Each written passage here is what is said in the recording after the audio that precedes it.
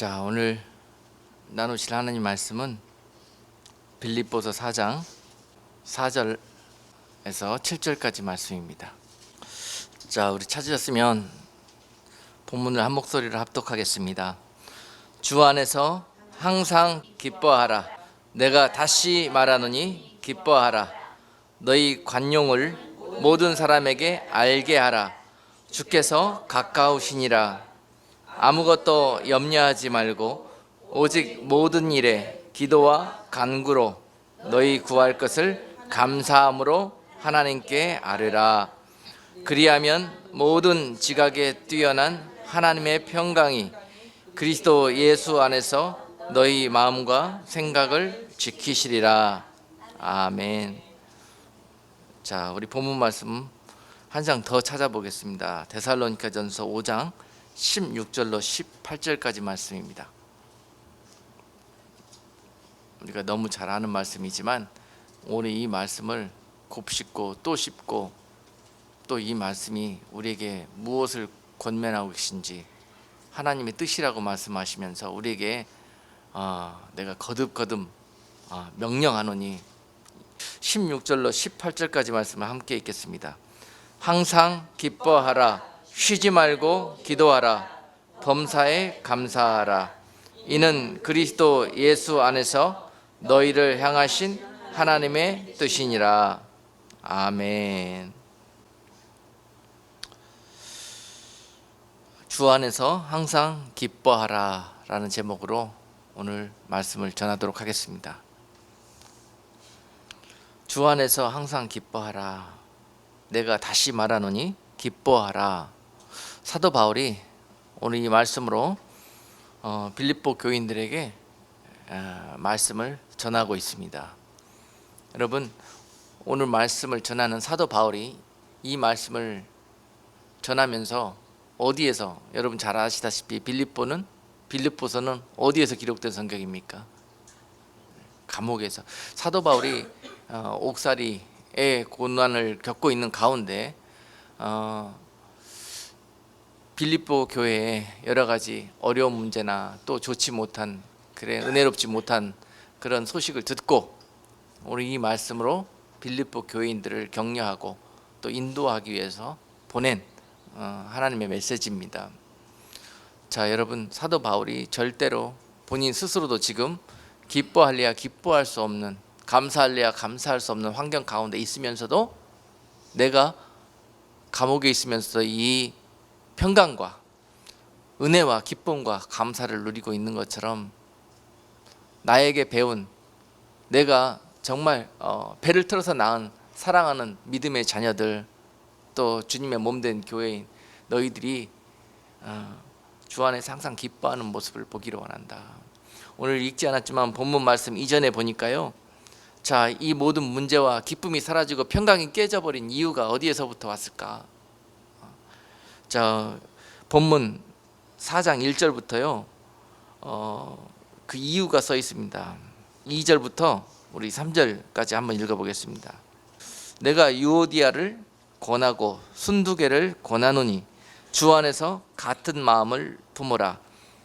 또 참으로 나와 멍에를 같이 앉아 네게 구하노니 복음에 나와 함께 힘쓰던 저 부녀들을 돕고 또한 클레멘트와 그 외에 나의 동역자들을 도우라. 그 이름들이 생명책에 있느니라 라고 말씀하십니다. 자, 본문 내용과 전혀 동떨어진 내용처럼 들려지죠. 전혀 내용이 이어지지 않는 것처럼 들려지지만은요, 자, 지금 빌립보 교회가 이런 가운데 있어요. 교회의 아름다운 일꾼들이었던 유오디아와 순두개, 이 두 여인들이 중심이 돼가지고 교회에 여러 가지로 좋지 못한 분란이 일어나고 은혜롭지 못한 사건들이 일어나고 다툼과 싸움이, 의견 충돌이 일어나고 그러면서 교회가 평강이 깨지고 은혜가 깨지는 그런 가운데 있었습니다. 그런 교회 소식을 감옥에 있는 옥살이 하고 있는 사도 바울이 들으면서 마음이 어떻겠습니까? 참 마음이 안타깝고 답답하고 달려가지 못하는 처지가 또 답답하고 안타깝고 그러면서 이 편지를 쓰고 있는 거예요. 그런데 저 같았으면 순 두 개야 유오디아냐 왜 싸우냐 싸우지를 말아라 좀 그러면서 책망 비슷한 그런 메시지를 했을 거예요. 근데 그들에게 오늘 사도 바울은 뭐라고 말씀하시냐면요, 너희가 같은 마음을 좀 품어줄 수 없겠느냐. 같은 마음.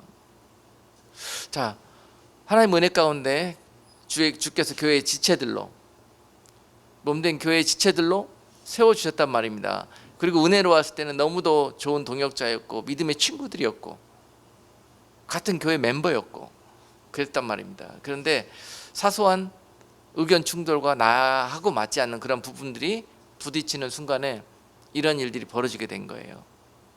그래서 나중에는 정말 그렇게 친하고 믿음의 단짝이었던 그 사람이 결국은 저 집사님 때문에 저 친구 때문에 교회 더 이상 못 다니겠다, 이런 지경에 이르게 되는 겁니다. 오늘 상황이 그런 거예요. 본문 상황이. 그런데 이럴 때 사도 바울이 내놓은 하나님의 뜻, 이런 상황 가운데 교회가 나아가야 되는 그런 길이 무엇인가를 제시하고 있습니다. 많은 교회들이 이러한 문제를 가지고 또 많은 성도님들이 이러한 문제를 가지고 고민을 하면서 기도하고 또 여기에 대한 응답을 얻기를 원하는 부분입니다. 그런데 어떻게 하나님은 말씀하시냐. 자, 보십시다. 우리가 읽은 본문 6절에서 너희 관용을 모든 사람에게 알게 하라. 주께서 가까우시니라 라고 말씀하십니다. 자, 우리가 주님의 오심을 사모하고 나아가는 믿음의 동역자들이고 또 믿음의 한 가족들 아닙니까? 그리고요, 그렇게 싸우면서도 속으로 그동안 생각하기에는 저 사람만큼은 저 안에 성령님이 안 계셔, 저 사람만큼은 분명히 우리 다 천국 갈 때도 저 사람만큼은 그런 보장이 없어, 저 사람 분명히 지옥 갈 거야 저러다가, 이렇게 생각하는 부분들이 많이 있다는 것입니다. 그렇죠? 저 친구, 또 저 남편, 또 우리 아내 정말 내 마음에 안 들어, 내 분량까지 차지도 않아, 다 이렇게 생각하는 그런 부분들이 있는데요. 그런데 사도 바울은 뭐라고 말씀하셨냐면요, 그러나 저도 어떻게 해요? 생명책에 그 이름이 있다는 거예요.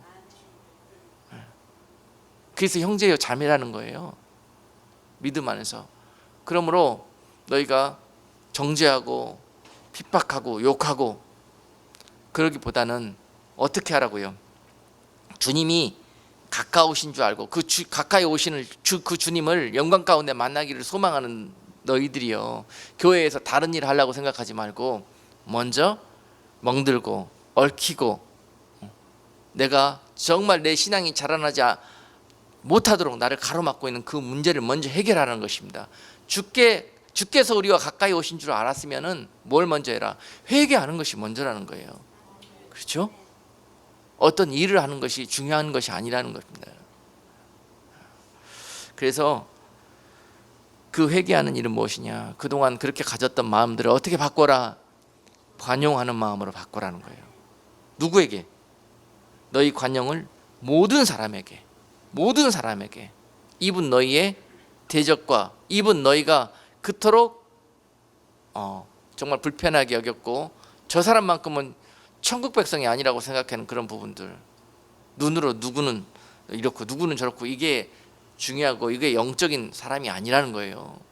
그럴지라도 그들과 화합하면서 주님의 마음으로 섬기고 주님께 인도하고 주 안에서 연합하고 기뻐하는 모습들이 주님이 원하시는 거란 말입니다. 저 사람은 거룩하지 않으니까, 저 사람은 정말 지금 죄 가운데 있고 하니까는 그냥 막 손가락질하고 정죄하고 하는 것이 잘하는 것이 아니라 주님의 마음으로 관용이라는 것은요, 내가 상처를 당할 줄 알면서, 내가 손해를 볼 줄 알면서, 내가 분명히 가까이 가면은 다칠 줄 알면서도 그러면서도 사랑의 마음을 잃지 않고 용서의 마음을 품는 것, 그것이 관용이라는 단어입니다. 그것이 주님께서 교회들과 또 성도들에게 원하시는 마음이라는 거예요. 이럴 때 뭐가 찾아온다? 그 교회에 깨져버렸던 평강이, 그리고 그 성도에게 깨어져 버렸던 평강이 그 순간 그 너희의 마음과 생각을 지키시면서 그 지각에 뛰어나신 하나님의 평강이 그리스도 예수 안에서 너희의 마음과 생각을 지켜주실 거라는 거예요. 평강을 어떻게 해서 누리십니까? 그 평강이 왜 깨져버리셨습니까? 오늘 그 답을 오늘 본문 가운데서 깨닫고, 우리가 먼저 된 우리가, 먼저 깨달은 우리가, 먼저 믿음이 장성한 우리가 먼저 그 관용과 은혜를 베풀 수 있는 성도들이 되어질 때 그 교회는 건강하고 그 성도는 주께서 기뻐하시며 정말 장성한 믿음에 이른 자라고 주께서 축복해 주십니다. 자, 여러분, 분명히 우리가 기억해야 됩니다. 주 안에서 항상 기뻐하라고 말씀하시고 내가 다시 말하노니 기뻐하라고 말씀하셔요. 우리들의 삶은 기뻐할래야 기뻐할 수가 없는 고난의 연속인 삶일 수밖에 없습니다.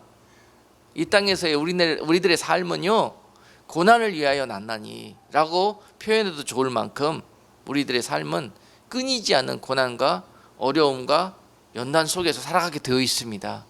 근데 이런 일들을 만날 때마다 콧바트리고, 이런 일을 만날 때마다 넘어지고, 이런 일을 만날 때마다 시험에 빠지고, 그러한 삶을 언제까지 쳇바퀴 돌듯이 돌아가시려고. 여러분, 오늘 이러한 은혜가 깨달아질 수 있는 저와 여러분 되기를 주님의 이름으로 축복합니다. 오늘 이 본문 4장 4절 말씀이 기록된 시점을 보니까요, 너희가 항상 기뻐하라는 시점은 원어성경에 보니까 현재입니다. 현재 능동형으로 기록되어 있어요. 우리가, 누가 해주는 거 아니에요.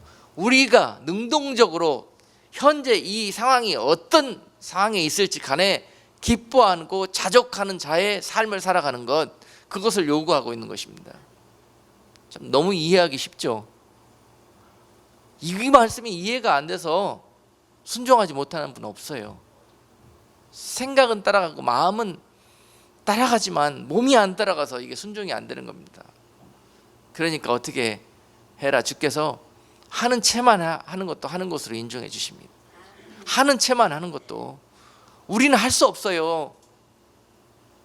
아직 주님의 성품으로 완전히 성화되지가 못했기 때문에 우리 힘으로는 할 수 없단 말입니다. 그러나 주님이 그렇게 하라고 하셨으니까 내가 안 되지만 억지로라도 하려고 하는 그런 모습을 주님께서 하는 걸로 여겨주신다니까요. 예? 여러분, 완벽하게 나이스하게 그렇게 하려고 하지 마시고요, 되지는 않지만 웃어지지 않고 기뻐하지 않지만 억지로라도 입을 그냥 옆으로 찢어가면서라도 웃는 채라도 하는 거, 노력하는 모습을 주님이 얼마나 기뻐하시겠냐고요. 나는 안 돼, 나는 절대 못해. 이게 겸손한 게 아닙니다. 여러분, 어린아이처럼 주님 앞에 그렇게 순종하는 모습이 중요한 거예요. 오늘 본문 말씀 가운데 이렇게 살아가는 어린아이와 같이 겸손하게 되어진 자가 바로 그 삶 속에서 날마다 평강이 깨어지지 않으면서 주님의 은혜 가운데 주 안에 거하는 삶을 살아가시면서 주님과 동행하는 삶이 되는 것입니다. 낮아진 마음이 얼마나 이렇게 기뻐한지 귀한 것인지 모릅니다. 낮아진 마음, 어린 나이 같은 마음. 뭐가 그렇게, 여러분, 우리가 주님 앞에요, 하나님 앞인데요, 숙여야 됩니다. 누가 숙입니까? 하나님이 숙여야 되겠습니까? 자, 여러분, 그래서 오늘도 이 모든 깨어진 평강과 은혜와 잃어버린 기쁨, 이런 이유들이 다 어디에서부터 왔는가? 우리들의 환경 때문에 온 것이 아니라 내가 잃어버렸다는 것이에요. 내가 내 생각과 내가 내 마음을 지키지 못했기 때문에 잃어버린 겁니다. 아시겠습니까? 인정하십시다. 우리 나 때문이다. 나 때문이다. 자, 여러분, 아무것도 염려하지 말고 오직 모든 일에 기도와 간구로 너희 구할 것을 감사함으로 하나님께 아뢰라고 말씀하십니다. 자, 여러분, 평강이 깨어지는 순간 우리들이 어떤 행동을 취합니까? 두려워집니다. 분주해지고 마음이 바빠집니다. 왜냐하면 다시 평강을 회복하려고,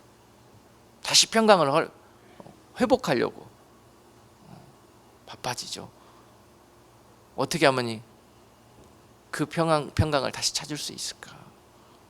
그리고 아까도 말씀드렸지만 고개를 세상을 바라보는 순간, 또 사람과 또 방법과 환경을 바라보는 순간 무엇이 찾아온다고요?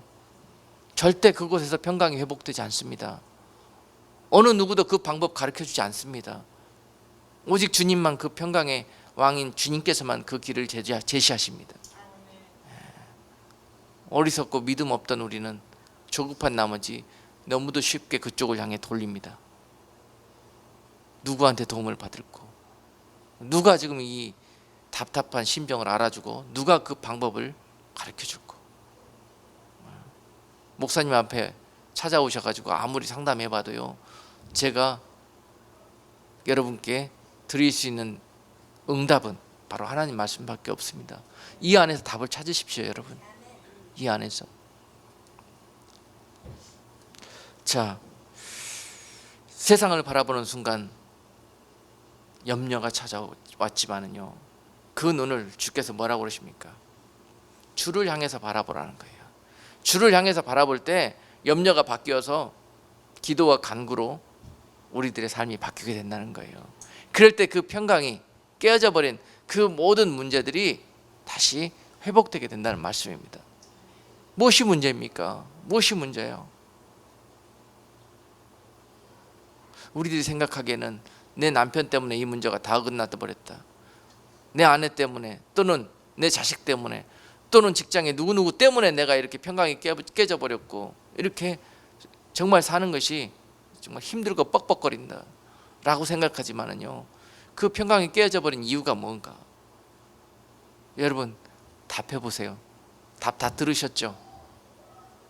그 평강이 왜 깨졌습니까?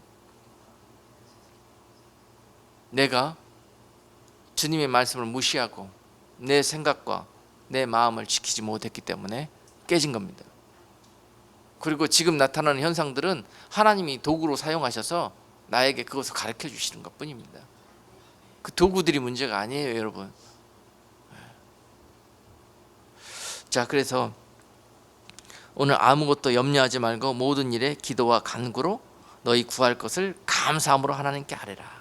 이 말씀이 우리가 본문 말씀 데살로니가 전서 5장 17절과 18절 말씀, 쉬지 말고 기도하라, 범사에 감사하라, 이는 그리스도 예수 안에서 너희를 향하신 하나님의 뜻이니라. 쉬지 말고 기도하라, 범사에 감사하라. 너무도 잘 알고 너무 많이 들은 하나님의 말씀입니다. 그런데 우리가 너무 많이 듣고 너무 잘 아는 말씀일지라도, 자, 이 말씀대로 순종하면서 사는 사람 정말 귀하고 드뭅니다. 그렇죠? 하나님의 말씀은 어려워서 지키기가 힘든 것이 아니라, 내가 하나님의 말씀대로 살기엔 너무 교만하고 내가 높기 때문에 하나님의 말씀에 순종할 수 없는 겁니다. 하나님 말씀에 순종하지 못하는 이유가 무엇인가? 내가 하나님보다 높기 때문에 그렇습니다. 그래서 화가 나는 거고요, 그래서 마음이 불편해지는 거고요, 그래서 평강이 깨지는 겁니다. 그런데 하나님께서는 이는 그리스도 안에서 너희를 향하신 하나님의 뜻이니라 라고 말씀하셔요. 하나님의 뜻.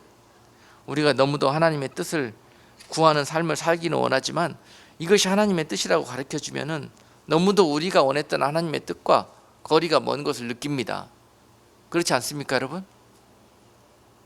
나는 이렇게 하나님이라면 이렇게 해주셔야 된다고 생각하고, 다 여러분 스스로 여러분 잣대대로 하나님이라면 하나님은 이렇게 돼야 된다, 이렇게 해주셔야 된다, 그래야 하나님이다라고 다 답을 갖고 계십니다. 그러나 하나님은 이것이 나의 뜻이라고 말씀하십니다.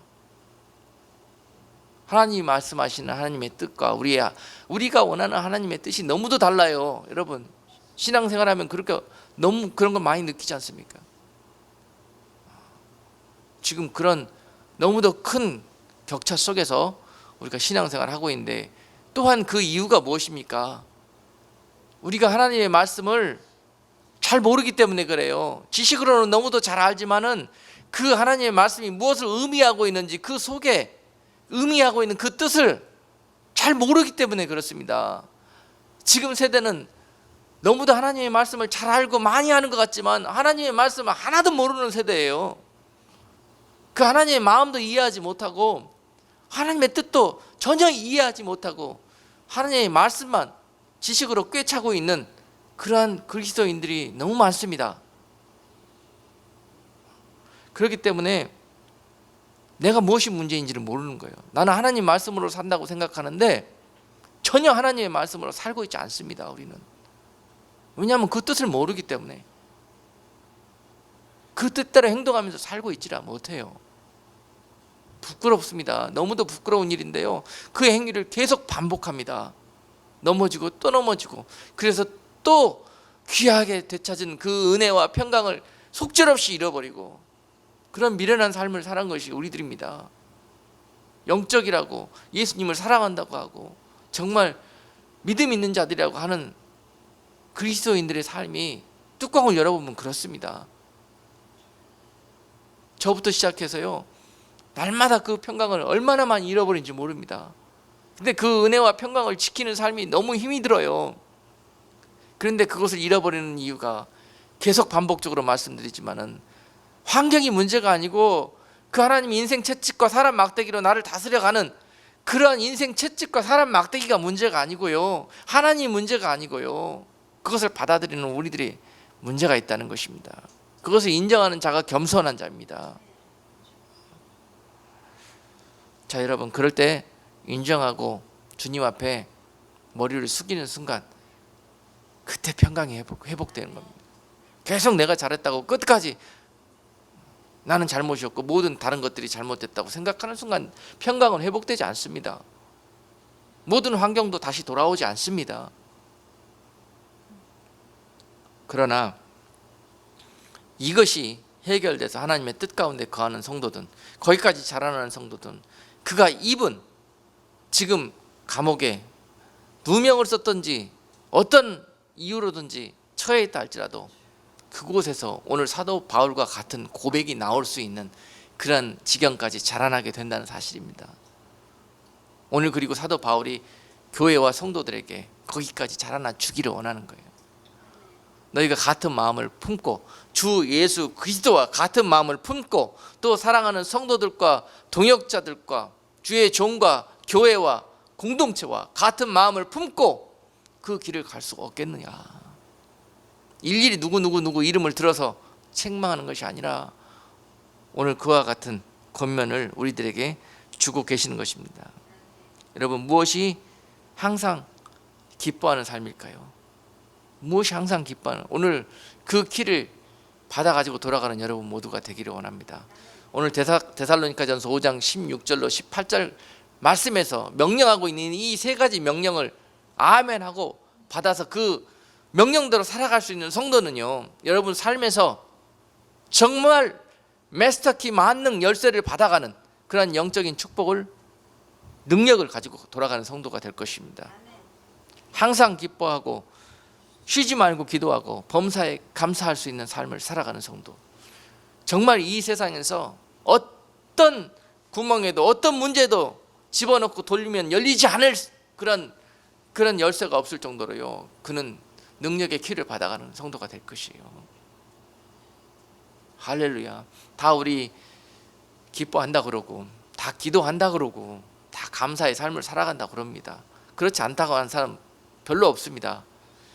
그런데요, 말씀은 거기보다 한 걸음 더 나아가서 더 자라나서 어떻게 기뻐하라, 항상 기뻐하라는 거예요. 항상 기뻐하라. 주 안에서 항상 기뻐하라. 내가 다시 말하노니 기뻐하라. 자, 내가 다시 말하노니 기뻐하라는 말씀은요, 원어 성경에 보면 시제가 미래로 되어 있습니다. 미래. 자, 지금 상황이 어떻든지 간에 지금도 능동적으로 내가 이 상황을 기쁨으로 받아들일 수 있는 성도가 되어야 할 것이며, 또한 기쁨이 깨어지고 이 미래는 또한 다시 우리에게 고난과 또 여러 가지 좋지 못한 환경이 온다 할지라도 앞으로도 있을 고난 가운데서도 너희가 기뻐할 수 있는 자들이 되어라. 내가 다시 말하노니라는 그 말 속에는 그러한 미래적인 명령까지도 포함되어져 있고요, 또한 반복해서 또한 강조해서 하시는 강한 명령이 그 안에 담겨져 있는 것입니다. 내가 다시 거듭 너희에게 말하노니 앞으로도 웃을 일 없을 거다. 앞으로도 기뻐할 일 별로 없을 거다. 그러나 그런 일이 올지라도 너희가 기뻐하라는 강제 명령을 여러분 우리가 마음에 받고 돌아가시면서 그런 삶을 살아낼 수 있는 저와 여러분 되기를 주님의 이름으로 축복합니다. 그렇게 고백하시고 그렇게 기도와 간구로 구하시면은요, 하나님의 평강의 능력이, 성령의 기름 부으심과 권능이 여러분들에게 함께 하심으로 말미암아서 여러분이 구하는 대로 기도하는 대로 여러분들에게 성령이 함께 하심으로 말미암아서 그런 삶이 사라진다는 것입니다. 스스로는 절대 빡빡해서 그 삶을 견뎌낼 수 없어요. 걸어갈 수 없습니다. 성령의 기름 부으심 없이는. 그 기름 부으심 속에서 잘 돌아가는 기어처럼 내 영적인 삶이 흘러갔을 때는 기쁘고 감사가 넘칩니다. 그런데 쓰다 보면은 기름이 말라고 빡빡해지면서 그 안에서 삐그덕거리는 소리도 나고 정말 더 이상 한 걸음도 가지 못할 수 없는 그런 상황이 닥칠 수도 있고, 그렇지만 그런 가운데서 환경 탓하지 말고 사람 탓하지 말고 다시 기도해라, 간구해라. 그러면 내가 다시 기름 부어주리라. 다시 빡빡한 부분에 기름을 쳐주리라. 네 상한 마음과 네 염려되는 생각 속에 다시 기름을 쳐주리라. 할렐루야. 그 기를 받으세요 여러분. 그때 주님을 의지하는 거예요. 그때 주 안에 나아가는 거예요 여러분. 내가 무엇이기에 그 일로 그렇게 화낼 이유가 없습니다. 내가 무엇이기에 그 일로 남을 탓하며 남에게 정죄할 이유가 없습니다. 이렇게 낮아지고 이렇게 주님과 주 안에 거하는 삶을 살아가는 성도들에게 오늘 이 능력이 임합니다. 이 세상에 어떻게 항상 기뻐할 수 있습니까? always입니다. always. 기뻐할 때만 기뻐하고 또 여러 가지 어려움은 영락없이 염려하고 불평하고 자기 마음대로 하고 아직 되어지지 않는 우리들의 모습이에요. 자라나지 못한 우리들의 모습입니다. 부끄럽지만 인정할 수밖에 없는 우리들의 모습입니다. 그러나 주님은 우리의 상황과 형편을 너무너무 잘 알고 계세요. 지금 우리들의 수준을 너무너무 잘 알고 계세요.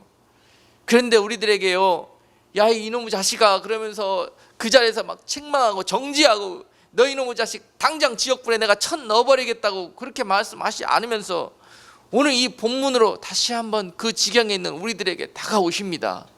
소망이 아직 있습니다 여러분. 자, 다시 한번 본문 말씀을 그런 주님의 마음으로 읽어보십시다. 얘야 그렇게 염려하지 말어. 얘야 그렇게 염려하고 싶을 때 나에게 기도해, 나에게 간구해. 내가 너에게 다시 평강을 줄게. 내가 다시 그 문제 해결해 줄게. 오늘 그렇게 말씀하시는 거예요.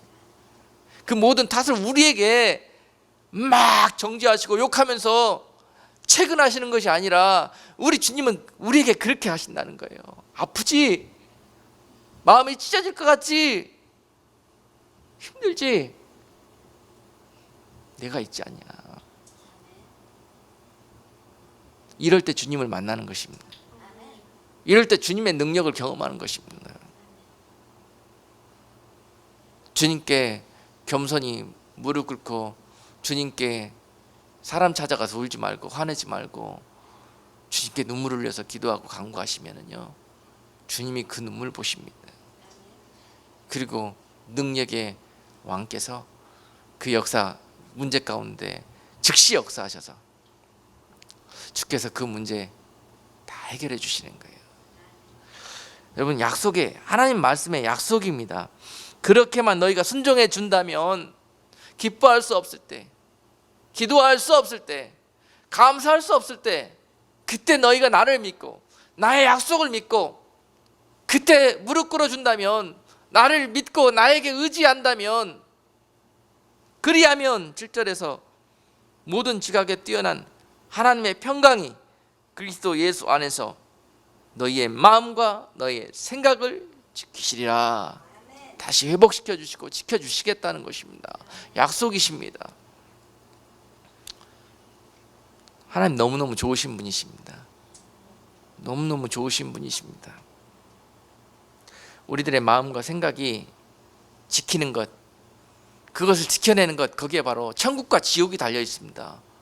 여러분, 이걸 쉽게 침탈당하지 마시자고요. 앞으로 지켜가자고요. 좀 깨지지 말고, 한 번 받은 은혜 헛되이 쏟지 말고, 한 번 회복한 평강 쉽게 쏟아버리지 말고.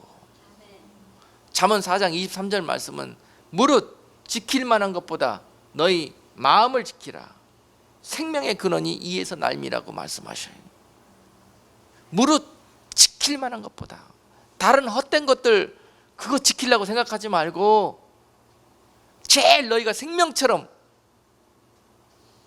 지켜내야 될 것, 정말 천국과 지옥이 왔다 갔다 할 가장 큰 문제로 지켜내야 할 것, 바로 그것이 어디라고요?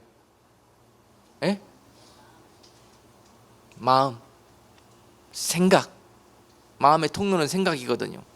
너희 생각과 마음을 지켜내는 것. 여러분, 잠시 생각은 악한 것들과 나쁜 것들로 틈탈 수가 있습니다. 누구든지 완전히 생각까지 성화되어 있는 사람들은 이 땅 가운데 거의 드뭅니다. 그러나 전신갑주를 마음에 입는 것은 굉장히 중요합니다. 에베소서 6장 말씀처럼 우리 온 몸에, 영과 혼과 우리 육신에 전신갑주를 입는 것이 중요한데요. 지금 우리가 그런 성화되는 길로 성도들이 견인되어져 가는 과정이 바로 성도의 삶이거든요. 그런데 그 작업이 완전히 이루어진 사람은 없습니다. 과정입니다. 다 우리 이마에 뭐라고요? 수리 중. 영적으로 우리 수리 중이라고 다 써 있어요. 다 마찬가지입니다. 그 정도의 차이가 조금 있을 뿐이지 다 완성됐다고 써 있는 사람 없습니다. 그러므로 우리는 교만해질 이유가 없는 거예요. 그리고 형제와 비교할 이유가 없는 거예요. 너나 할 것 없이 수리 중인데요, 뭐. 자, 여러분, 생각은 잠시 내어줄 수 있습니다. 그 우리의 부족하지 못하고 채워지지 못하고 아직 값은 입지 못하고 있는 그런 부분들 때문에 수시로 찾아옵니다, 생각 속에. 그러나 이 생각에 잡히면, 그리고 그 생각을 세상적으로 인간적으로 바라보면 그것이 염려가 돼가지고 마음속에 내려온단 말입니다. 이 마음을 지켜내지 못하고 염려가 차버리는 거예요. 그렇게 되면 우리가 잡히는 겁니다. 자, 출발은 우리가 생각을 지키지 못한 것이었고, 그래도 기회가 있었는데 이것을 이겨내지 못한 것은 우리가 이것을 마음으로 내려놨기 때문에, 받아들였기 때문에, 몰아내지 못하고 이것을 인정했기 때문에, 세상을 의지하고 사람을, 방법을 의지했기 때문에 내려오는 거예요. 그걸 의지하면 바로 염려라는 것이 마음으로 뚝 내려온다니까요. 해결책이 나오는 게 아닙니다. 그 방법 쫓아가면 100% 실패합니다. 우리는 하나님의 말씀의 방법을 쫓아갈 때 승리가 있습니다. 겉으로 봐서는 그게 늦어 보이는 것 같고 미련해 보이는 것 같고 약효가 없을 것처럼 보여질지라도요, 하나님의 말씀은 그런 것입니다. 믿음에 있는 자들만 그 말씀을, 아무리 방법이 잘못된 것 같아 보여도, 즉시 역사할 것 같지 않아 보여도, 믿음이 있는 자들만 믿음으로 그것을 받아 넣었을 때 하나님의 말씀은 즉시로 역사하는 힘이 있습니다. 믿음이 이런 데서 보여지는 거예요. 믿음이. 그래서 이런 마음에 있는 것들이 입으로 나오는 것이, 입으로 시인한 것이, 그게 믿음입니다. 예. 로마서 10장 9절 10절 말씀에 너희가 마음으로 믿어 의에 이르고 입으로 시인해서 구원에 이른다고 말씀하셨는데요. 여러분 마음속에 과연 무엇이 들어있습니까? 염려와 걱정이 들어있습니까? 아니면 불평과 원망과 정죄 이런 것들, 남 탓 이런 것들로 마음에 가득 차 있습니까? 이런 것들이 입으로 나온다니까요. 그것이 죄가 되는 것이고 그것이 나중에 심판대에서 우리가 보게 될 행위록에 기록된 우리들의 죄 몫이 될 겁니다. 그러나 생각을 지키고 마음을 지켜서 그 안에 하나님의 평강을 담은 자들은 그 안에서 나오는 것이 성령의 역사요, 주님의 위로요, 하나님의 평강이 그 속에 쏟아져 나옴으로 인해서 그리스도의 향기가 진동하는 성도의 삶을 살아가게 되는 것입니다. 우리들의 마음속에 무엇이 들어있습니까? 그 들은 것이 입으로 나오게 되는 것입니다. 마음속에 믿음이 들어있는 자들은 믿음의 말이 나오고, 말뿐만이 아니라 이 말은 입에서 나온 말이 아니고 마음에서 나온 말이기 때문에요, 이것은 바로 삶으로 연결이 됩니다. 행동으로 연결이 됩니다. 그 말대로 살아갑니다. 믿음대로 살아갑니다. 할렐루야. 이것이 성도의 삶이고 그 성도의 삶으로 살아가기를 원하는 것이 하나님의 뜻입니다. 그 열매가 이 세 가지로 나타나는 것이에요. 기뻐할 수 없을 때 어느 환경을 초월해서 항상 기뻐하는 모습으로 열매가 나타나고요, 기도할 수 없는 상황에 몰린다 할지라도 그때 인간적인 방법으로 이걸 해결하기보다는 하나님께 기도와 간구함으로 엎드리는 자가 바로 믿음의 열매로 이렇게 표현되는 것입니다. 감사할 수 없는 환경이 찾아올 때 그리 아니하실지라도 하나님 감사합니다, 뭐 해줬기 때문에 감사합니다가 아니라, 아멘, 그리 아니하실지라도 기도에 응답하시지 아니할지라도 하나님 이 일 뒤에는 뭔가 하나님의 더 귀하신 뜻이 계시겠지요 하고 먼저 믿고 감사할 수 있는 그런 단계까지, 이런 성도들은 영화로운 단계까지 자라나게 되는 것입니다. 이것이 바로 성도의 삶인 거예요. 주의 강림이 가까운 줄 아는 성도들은 이것을 두려워해야 됩니다. 그리고 그 주님과 만나는 순간 이 열매들이 우리 삶 가운데 있는지 없는지를 지혜롭게 바라볼 수 있는, 점검해 볼 수 있는 자가 지혜로운 성도인 것입니다. 주님께서 그날에 찾으실 가장 아름다운 열매거든요. 너희가 무엇을 했느냐? 오늘 본문의 주인공이었던 순두개와 유오디아 이런 여집사들은요, 교회에서 정말 많은 일들을 했어요. 이랬을 때마다, 중요한 일을 할 때마다 정말로 발벗고 나서가지고 그렇게 아름답게 헌신하고 충성했던 사람들이었어요. 마찬가지입니다. 우리 교회들에서도 그와 같이 정말로 하나님 앞에 정말 구별된 모습으로 충성하고 헌신하고 보이지 않는 곳에서 그렇게 주님을 섬겼던 많은 일꾼들이 있습니다. 거기까지는 너무 귀하고 아름답지만 거기에서 끝날 수가 있단 말입니다. 이것이 주님 앞에 정말 착하고 충성된 종이라고 인정받는 길로 나가시려면 그 이상의 것들을 볼 수 있어야 합니다. 아멘. 그 일을 그렇게 아름답게 하는 것도 중요하지만 어떻게 하는 것이 더 중요하다는 거예요. 어떻게, 방법이 틀렸으면 아예 안 하는 것이 옳습니다. 여러분, 내 마음대로, 내 뜻대로, 내 생각대로 하려고 하면 아예 안 하는 것이 옳습니다. 그렇게 하면 결국은 싸움과 다툼과 분쟁이요, 오늘 이 빌립보 교회의 모습처럼. 아시겠습니까? 그래서 저는 교회에서 우리 성도님들, 일꾼들 막 일시키고 싶은 마음이 없어요. 이것저것 막 일하고 저하고 교회가 일하면서 분주해지기를 원치 않아요. 그러다가 중심을 놓쳐버립니다. 그러다가 오늘 말씀처럼 그 일로 말미암아서 분쟁에 빠지고 교회가 평강을 잃어버려요. 중요한 것이 아닙니다. 여러분, 교회에서 바자회 같은 거 말이죠, 이런 거 하다가 그거 해서 기금 마련해 가지고 선교하고 주의 좋은 일로 쓴다고 하는 거 좋습니다. 그런데 한두 번 하다가 결국은 꼭 여러분 교회 생활 많이 해보셔야 알겠지만은 그 일로 말미암아서 끝나고 나면 많은 부작용이 있습니다. 분명히 그 일로 하나님께 영광 돌려지는 부분도 있을 수 있겠으나 지혜가 필요하다는 말씀입니다. 분명히 기금을 마련해서 하나님 앞에 어떤 귀한 일로 쓰고자 했으면은요, 제가 생각할 때 교회의 모습은 이렇게 가는 것이 은혜롭다고 생각합니다. 어차피 바자회 준비하느라고 수선 떨고 거기에 많은 시간과 정력을 들이지 않습니까? 그런 것들을 자원하는 마음으로 그냥 드리는 거예요. 예를 들어서 오늘 케냐의 선교지에 우리가 선교헌금을 보내야 될 때가 됐다, 필요하다 느껴졌으면, 교회가 우리 이것을 수종을 드려야 되고 섬겨야 된다 됐으면은요, 이거에서 기금 마련해서 보내자. 인본적입니다. 교회에서 인본적이에요. 세상적이에요. 같은 마음으로, 섬기는 마음으로, 할 수 있는 만큼 자원하는 마음으로 이 일로 연보하면 되는 겁니다. 어차피 분주 떨면서요, 세상 일을 하면서, 교회에서 와서 하면서요, 그거에서 모아진 헌금이나 아니면 자원에서 드려진 헌금이나 해보시면 압니다. 대동소이합니다. 어차피 그거 하느라고 들어진 돈, 들어간 물질, 일하느라고 들어간 물질들, 그거 일 안 하고 그냥 드리면 되는 겁니다. 그렇습니다. 주께서 저를 통해서 인도하시는 목회 원칙과 방법이 그렇습니다. 저는 우리 교회에 오셔가지고 다른 교회들은 이렇게 하고 다른 교회는 이렇게 하는데 왜 이 교회는 이렇게 합니까?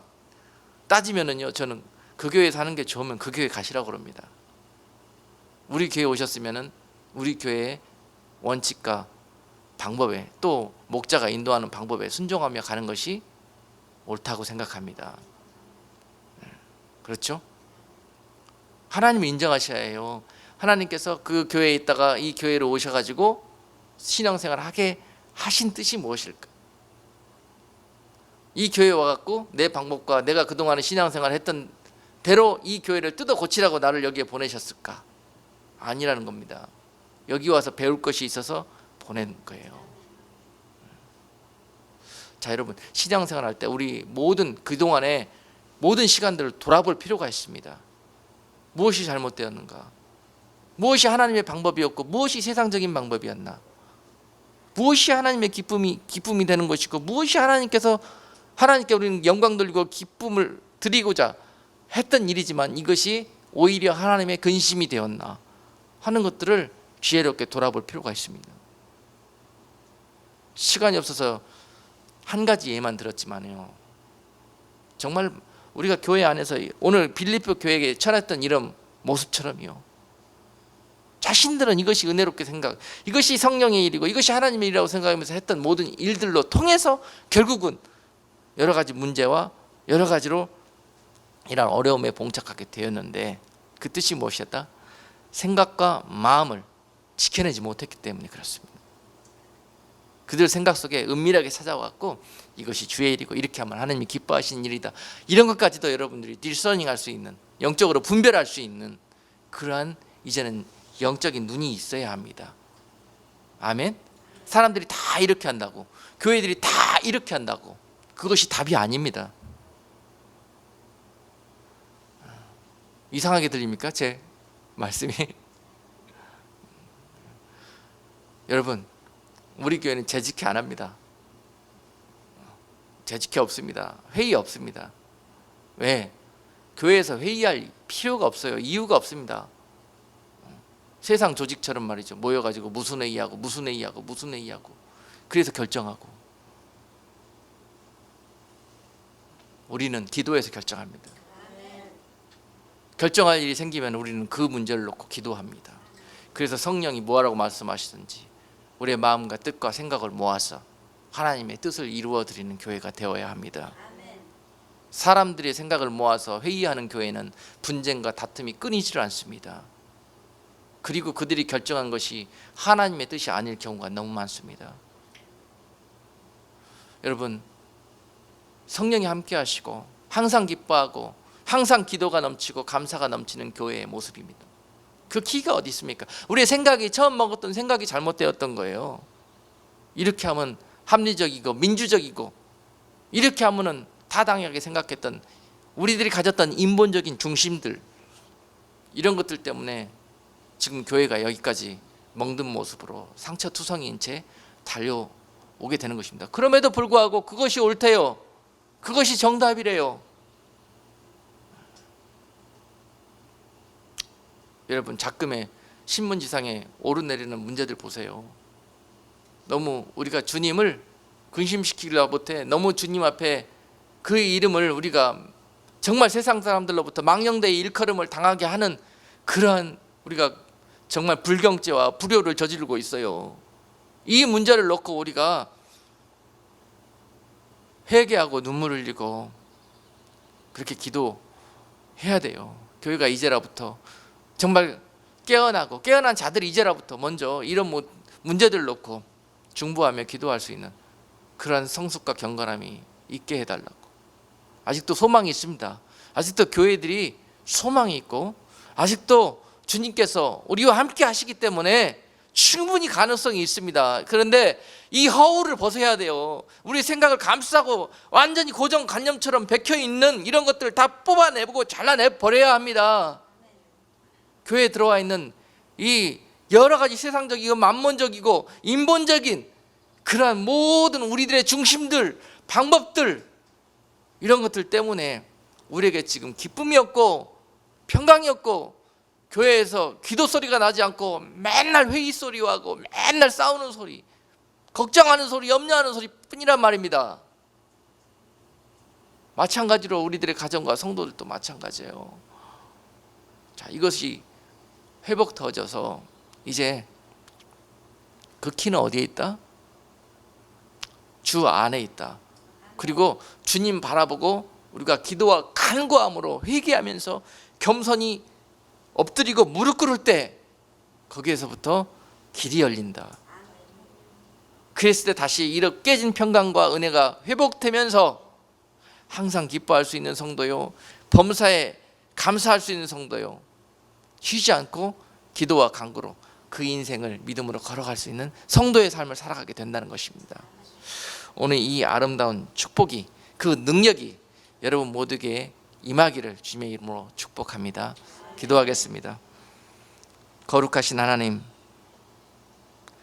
이 세상에 모두가 다 주님을 섬긴다 하면서도 세상 길을 향해서 걸어간다 할지라도 주님, 저희들만큼은, 주님, 우리들만큼은, 나만큼은 주님이 기뻐하시는 곳에 서 있게 하시고 주님이 하신 말씀을 어떠한 상황과 환경을 초월해서 항상 기뻐하고 항상 감사하고 쉬지 말고 기도하면서 그 주님과 동행하는 삶을 살아갈 수 있도록 성령의 충만한 기름 부으심으로 오늘 아멘하고 주님 앞에 입을 여는 자들에게 정말 그 벌린 입술대로 채워주셔서 앞으로 세상으로 돌아가 살아낸 남은 6일 동안에, 살아가 남은 인생 동안에 아버지 하나님 정말 하나님의 뜻대로 살아가며 하나님의 영광에 이룰 수 있는 복된 성도들 될 수 있도록 축복해 주옵소서.